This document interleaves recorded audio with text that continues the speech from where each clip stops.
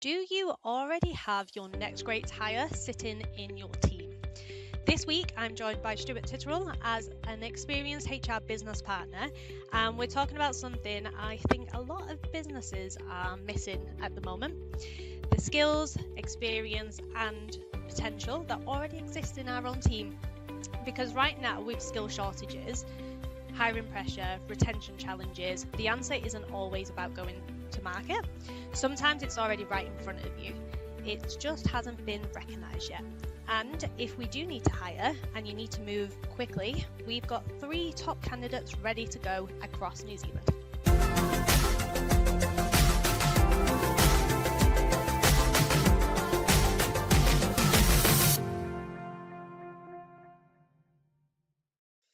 Okay, welcome to the show. I'm Kirsty Henegan. I'm one of the team leaders here at Frog Recruitment, just filling in for Shannon while she's away.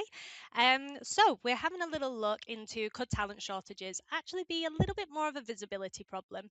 A recent report has found only about 18% of organisations are using a central system to track skills within their organisation, and half of employees think their company is hiring externally for skills that actually already exist internally. So when you look at that at a time when businesses are under pressure to find the right people, retain talent, and build for the future, it raises pretty important questions. Are we actually seeing the full capability within our own teams? And to unpack that, I'm joined by Stuart, an experienced HR business partner. Thank you. Hey, how you doing? I am doing very well, thanks. How are you getting on? Yeah, good, thank you. Thanks for having me on. It's good to have you. So to start us off, do you want to tell us a little bit about yourself and your background? Yeah, sure. So my name's Stuart. I'm a HR business partner in New Zealand. I've been sitting in leadership roles, people leadership roles for about 20 years now, both in the leadership and the advisory capacity. And fundamentally, the core of that job has always been about making businesses perform better through their people.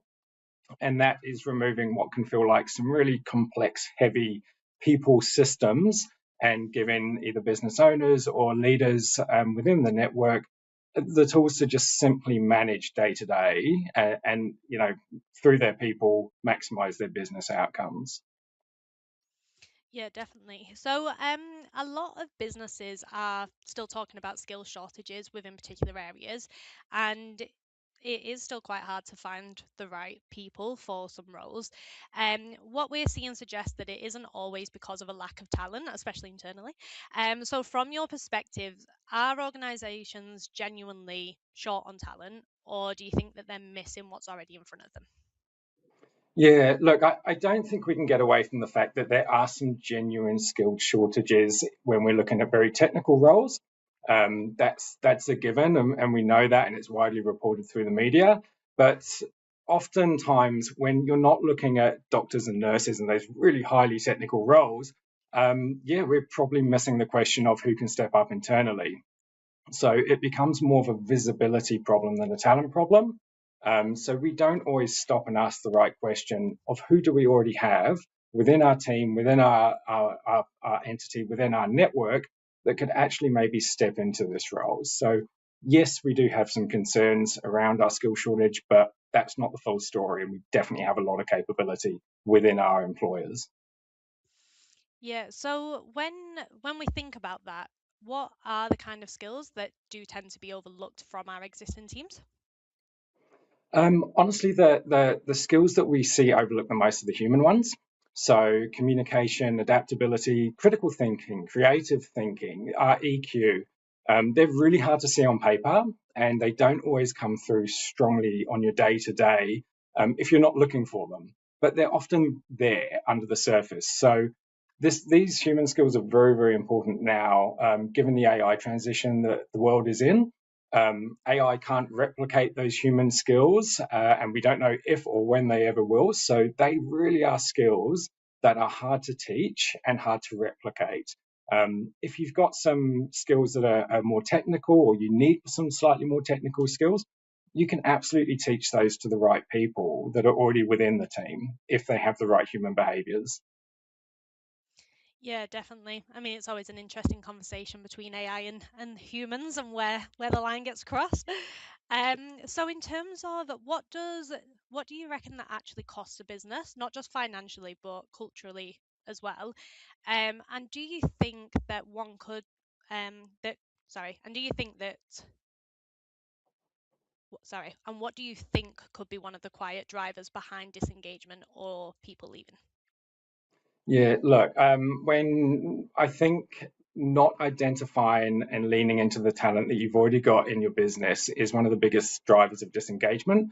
Oftentimes, we see really engaged team members wanting to step up, and maybe they don't have the avenue to have that conversation, or the conversations aren't being activated from the business side. And they may have some attempts, but they don't feel seen or heard. So what they start to do is shut down.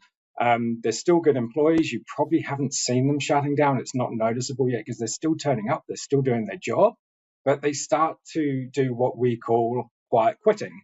And after time, they will start to leave the business because they might feel the better opportunities are down the road at the competitor.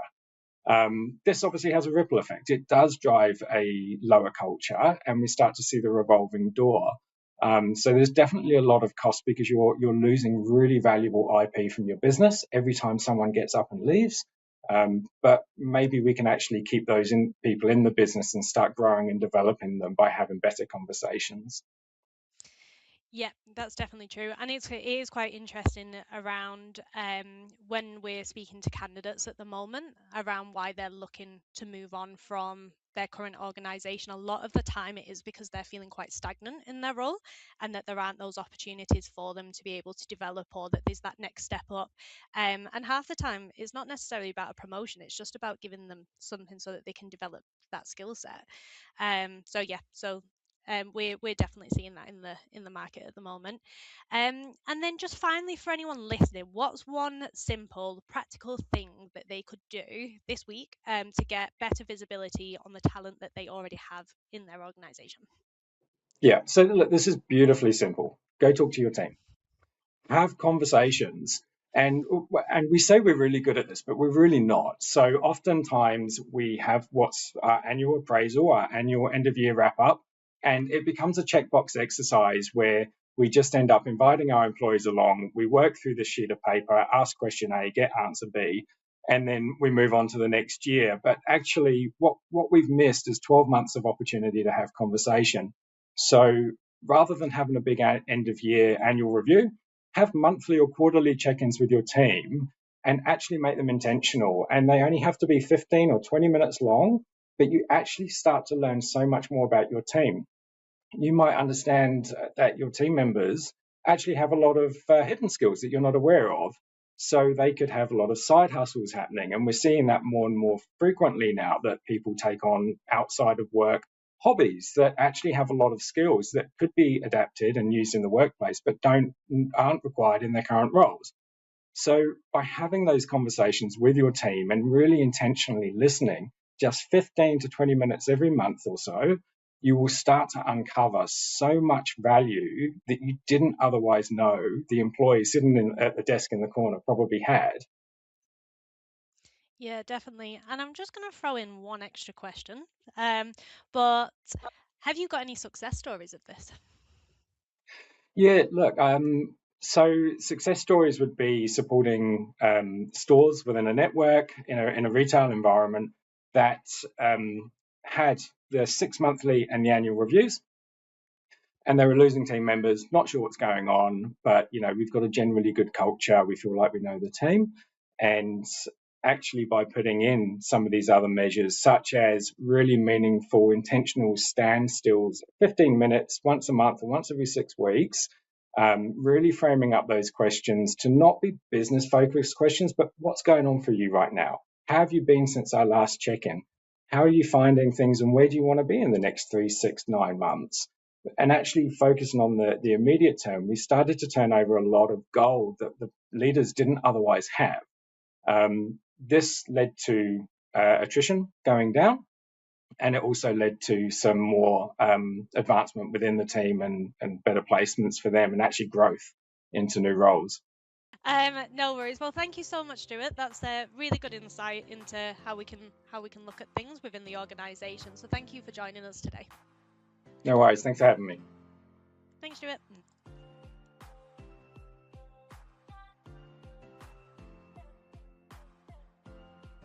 Well, that is all for this week, so thank you so much for joining us. If there is a topic that you would like us to explore, or you are interested in being a guest on our show, then we would love to hear from you. But yeah, until then, see you next time.